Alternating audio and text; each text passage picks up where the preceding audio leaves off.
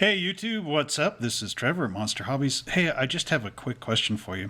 Since everybody's been watching all these unboxing videos and since my channel's growing, I wondered if you guys wanted me to go back over some of those old reviews that I did that were like 6 minutes, and it was like, hey everybody, here's a model, look at these parts, okay, have a nice day. And bring them more up to like how the current format is going, where I get to discuss and you get to look at this stuff for about 20 minutes in more depth.